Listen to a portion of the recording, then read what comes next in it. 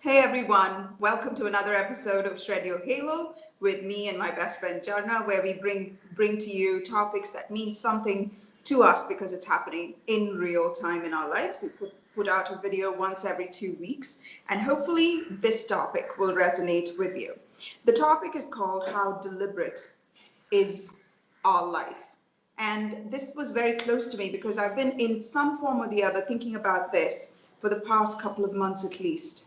And we hear these words being thrown about conscious living and being deliberate with our choices. And I'm like, is there a difference? Is it the same? So we're just going to have a brainstorming session about what it means to the both of us. Hey, Jana. Hi. You want to start off by answering this question. How deliberate is your life? It is deliberate to quite an extent. At least I try doing certain things every day at the same time because I want to have some sort of discipline in my life. And that comes with practicing it every single day, no matter what kind of mood I'm in. So, say for example, I have to wake up at a certain time and I don't want my mood to dictate what I'm doing. So if I want to wake up at the time, I wake up at the time. If there are certain things that I choose to do, like a ritual that I want to do first thing in the morning, then I want to make sure that's happening. So certain things, of course, it's deliberate. I try to include it in my life almost every day, so it becomes muscle memory over a period of time and not something that my system is still getting used to and not feeling like a shock every single time I try something new. So I try introducing small, doable habits that I can cultivate over a period of time. And so far, I would have to say, fairly successful in some of the things that I've chosen. But then there are certain other things that I am not very deliberate about. It's almost like there's this idea in my mind that I want to actually do in person. But there I start looking at, oh, am I in the right mood? Is this going to help me? And there's a lot of other internal chatter that happens. So certain other things, yes, I would like to include it. So I would say a part of my life is deliberate, a part of my life, not yet. So I would definitely like to work on that. So, in your what you, if we summarize what you've said, it means that when deliberation is something that you do as a routine that is Mhm. not dependent on the vagaries of our moods and Yes. our motivations. It is just what you have to do and doing it like that as a routine. And I'm not talking about things like doing the dishes or doing the laundry. Those things need to get done anyway. But when Mm-hmm. I'm talking about deliberation, when it comes to doing certain things, that is going to add to the quality of my life. Doing the dishes, doing the laundry is not going to add to the quality of my life. That's just something you do. But Yeah. I'm talking about other things like small rituals that I like to do. At this time, I like to, light a lamp, or at this time, I like to go for a walk. So it's things that are going to add to the quality of my life that I call deliberate living. Because other things, I mean, everybody does basic things that need to get done. So I'm not talking about being deliberate in those aspects. Okay. Um, for me, how deliberate is my life? Not very deliberate at the moment, because I define deliberate as having a purpose.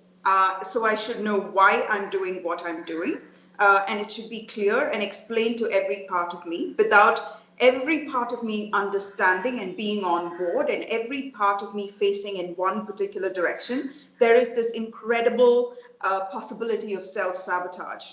So, most of the time, in order to live a deliberate life, I have to understand my own motivations for wanting to do what I want to do. Sure, I can get inspired by Kim Kardashian's body, or or by Taylor Swift song, or something that I read about Chadwick Boseman's work ethic. Why are they all actors and people in the show business? I don't get it. Anyway, so I know, right? And I can get inspired, but the thing is what inspires us, what interests us, what attracts us to another person may not be in keeping with our ultimate goal and our ultimate purpose in life. So for me, most of the time, I try to be deliberate. I'm not always successful. And for the purpose for deliberation to happen, I need a clear focus and a purpose and a reason to do what I do. And the reason must be acceptable to the majority of me, because kind of live in a democracy with our numerous personalities, I suppose. The second one that I need to do is self-discipline. Self-discipline is the highest form of self-love. And once I get the purpose and the reason why I'm doing what I'm doing, the one particular purpose, the one particular line I can tell myself, if it's right in place, then the need to motivate myself to do something that is going to uniquely add to my life loses its need to be dependent on mood. Deliberate living cannot be forced. It is so difficult. So number one, find a purpose. Number two, find a purpose that makes sense to you so much that when you add this particular activity to your life, you don't need to motivate, you don't need to cheerlead, you don't need to affirm yourself into doing it. So most of the time when I find myself attracted to something, I always ask myself, I go into this journey of trying to see if it is for me. The fact that somebody could have a model's body doesn't mean I need to have one. And just because somebody does Pilates or does liposuction to get that body doesn't mean I have to do it. I could like it in somebody else and not have it for me. So a lot of, for me, deliberate living, a lot of it gets discounted in the finding my purpose process in itself. So I have very few characteristic traits that I do like to develop, and they once they go through the filtration process of knowing why I'm doing. Oh, it's a good habit. Well, it may be good, but not all good things need to happen in my life. So anyway, so those are the two things So that happen. what you mean to say is just because it's good, it doesn't mean it has to apply to you or feel good for you. Yes, Because exactly. it didn't sound like that. Is you said all good things don't need to happen to me in my life. Yeah, just because it's good, I can see it objectively as good. Doesn't mean it has to happen for Okay, you're me. looking at it as a very objective perspective. Okay, okay, okay. All right. Now, the next topic we're going to talk about in this same scenario is, what is the difference or what is the similarity between deliberate and conscious living? Uh, okay, so I was thinking about it a little bit. Conscious is a state of mind. Deliberate, I would look at as acting upon that understanding of whatever you think is the right thing to do for you. So I would say, I know a lot of people say conscious living and deliberate living, but it feels like a very fine line. It's almost like you could be conscious about something. It's like how you understand something intellectually, but you haven't completely had that experiential understanding of it. So I see that sort of mirrored in these two words. So conscious is knowing, deliberate I would say is acting upon that consciousness. I Right. think that's my understanding of conscious living and deliberate living. Yes. Uh, Yeah. Yeah. Sorry, did I interrupt you? No, no, no. I was trying to think if I missed something else. You heard the loud clanking outside my door, right? My Yeah. God, I tried to speak over that sound and I overrode you. I'm so sorry. Can you still hear it? It's so annoying. Anyway, for me, conscious living is being in the present moment when you're doing something, to be actually present in it, and not have to be escaping from what you're doing. If you're having a conversation, being 100% present and not trying to think about my laundry list or, that sort of thing. Do not smile at me sarcastically, madam. I will come to the point of my own hypocrisy in a minute. And Oh my no, goodness, you clearly have some triggers to work because no, I wasn't saying anything. I wasn't thinking anything. No, and I'm so sorry. I didn't mean to point my middle finger at you. You know what happened when we're wearing the PPEs? We have a little loop that goes over our middle finger, and that is the one that we can lift very easily because there's an elastic pulling at it. So we find that everybody in the ward keeps using the middle finger to point at everything, and then it's translating into real life as well. I'm It, so it's sorry. finally become muscle memory. This Yes. is deliberate living. So sorry. Right, okay.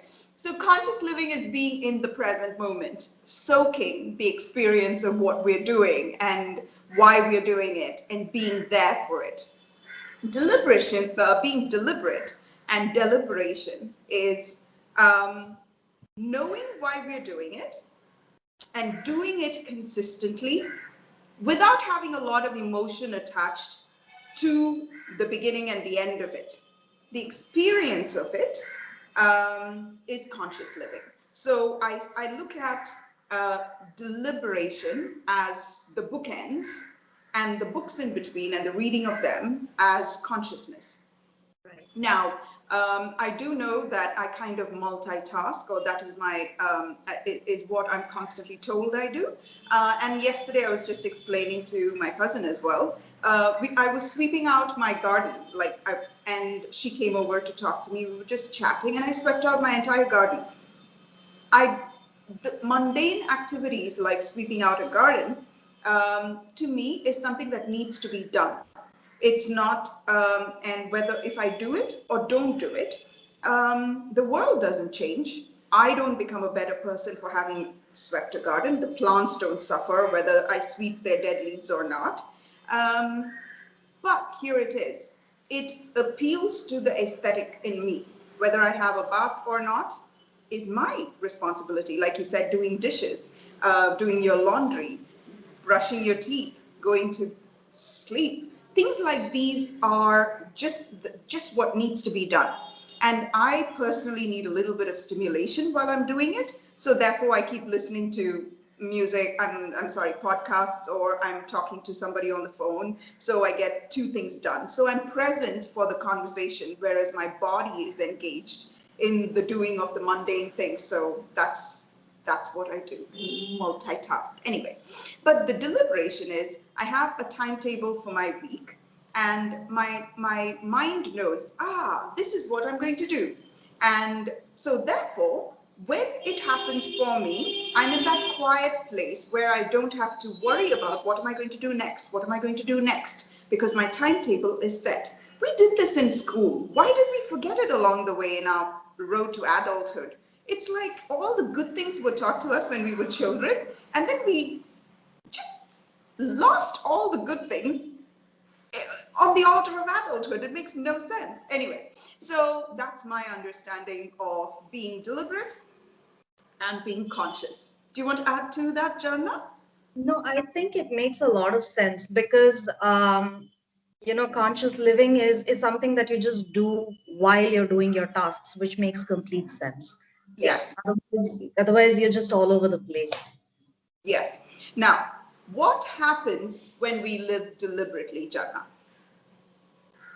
I have seen a lot of changes happen for the positive in my life because of the some amount of deliberate living I've done, because I am not a very deliberately living kind of a person to a large extent. But I can see even the small changes that I've made and been. I look at my life now and I cannot believe that I'm here, because 2 years ago, if you had told me that this is the life I was going to be living, I wouldn't have believed you. But something that I've done has paid off. And I think a lot of it has happened in spite of me.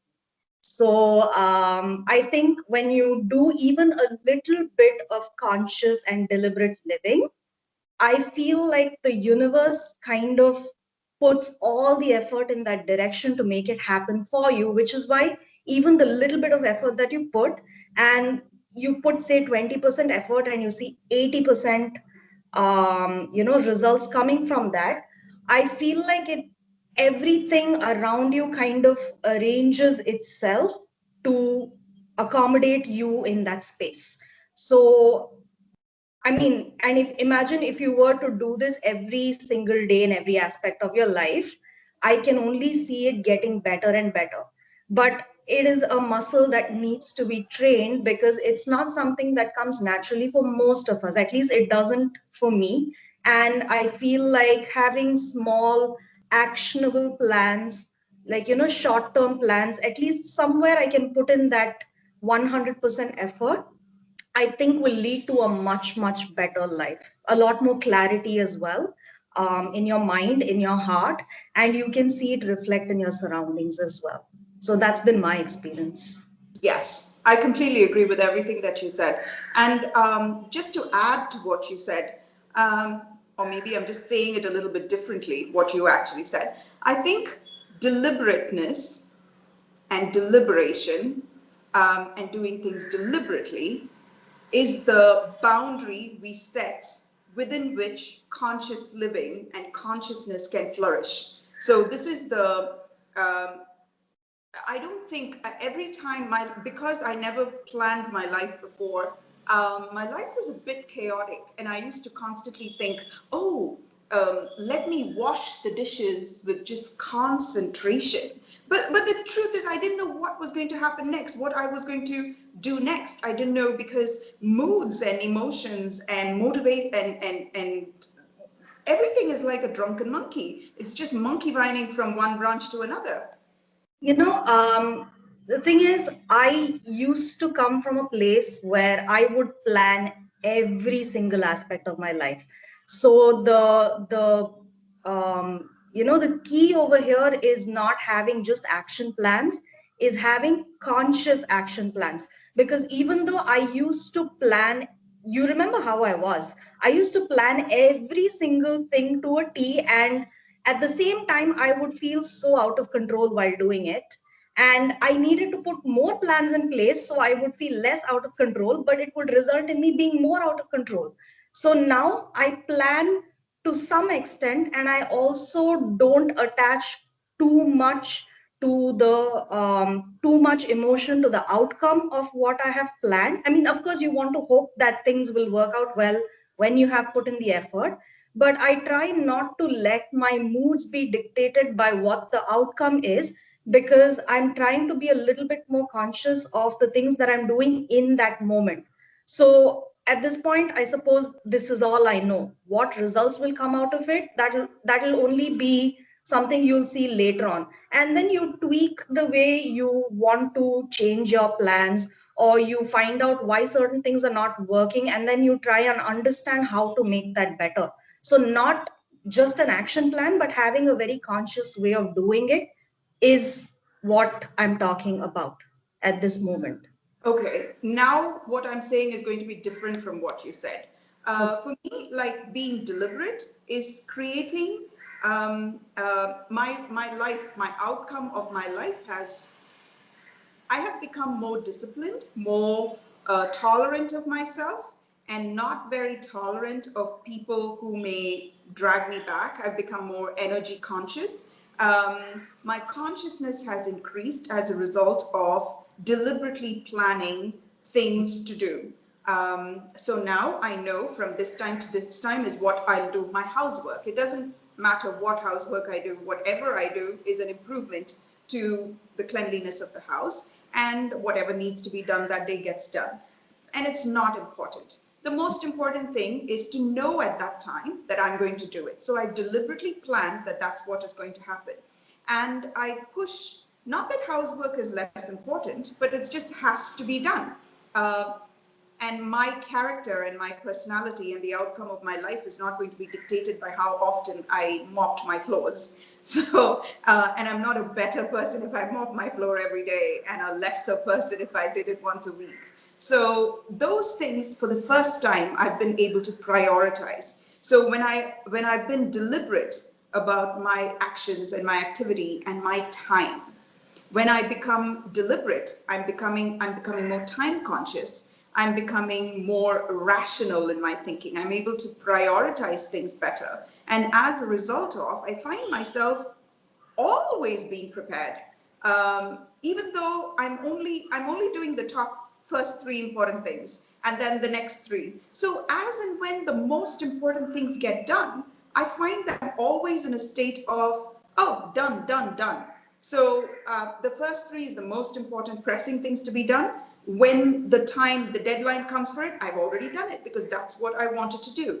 And as a result of doing prioritizing and protecting my sense of safety, I'm able to be conscious because I know I sat and I defined and I architectured my entire week so that I'll be able to achieve this. And now I'm protected by myself. And as a result, I am able to relax in the midst of that boundary. And for the first time, I didn't know that you cannot be conscious unless you're free. I didn't know that.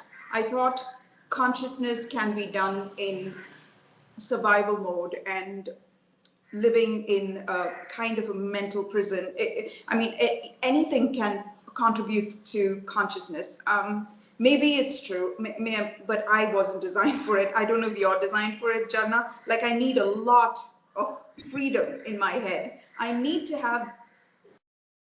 If you're just trying to survive one day to the next, where do you have the space for being conscious? I don't think the inability to be conscious whilst doing something is a clear sign that we are living in survival mode and we need a lot of integration, and that is not to beat ourselves like hurt ourselves into becoming conscious. That just completely ruins the whole purpose of being conscious. Being conscious is just so easy when my freedom, the limits of my freedom are clearly defined by my timetable. And how counterproductive it sounds, right? I'm free because I have a boundary. That's the whole basis of bypass culture. I mean, that is what people do, right? You use spirituality, you use religion, you use work to make yourself feel like you're being conscious in the middle of a sewer. So that is what bypass culture is. People look to something that's bigger than them that they think will save them from where they are. Yes, So but you could consciousness, think that you're conscious, but you're probably just trying to fight what you're already going through. consciousness, just simply put, just means being present, not needing more than what is happening right now, and it's being completely intertwined with the reality of where we are, not wishing we were somewhere else doing something else. And one of the simplest and easiest way we can get to that point is to deliberately decide, maybe for half an hour a day, to do one particular activity where we're not going to think about anything else. And slowly you make that twice a week and then 3 times a week in that particular time of day. And it would help if you understand from the gut of who you are, why you want to do that which you want to do consciously. And then when you deliberately do it with self-discipline and a serious amount of dedication to yourself, why shouldn't we become more conscious and more happy? So do you want to add some goodbye statements to this, Jharna? I've noticed that consciousness can be tapped into if you are physically moving your body, because your body is already, like you said, right? When you're talking to somebody, you just keep doing your other chores, things that need to get done. For me, I've noticed when I physically move, when I go for a walk or when I do some sort of physical practice, I'm able to have a little bit more clarity in my thoughts because my body is just doing what it needs to do, but I my mind is free to explore. I will be like a very good another topic. Maybe the next thing we can discuss is actual consciousness. Now, because I think that we've opened the door for that discussion. Yeah. So I think as a result of this conversation, I hope we have explored a part that maybe you didn't know to ask yourself. How deliberate is your conscious living and how deliberately protective of your consciousness are you? and how rich is your life as a result of having barriers put in place to protect your consciousness. So thank you so much, Jharna, for joining me in this topic. And please click like and subscribe to our videos. We put out a video once every 2 weeks. And you can press the bell icon. It'll let you know when we're putting the video up. And we love you so much. Please feel free to share the video, leave a comment below, click a like, and we'll see you in another couple of weeks. Bye-bye for now.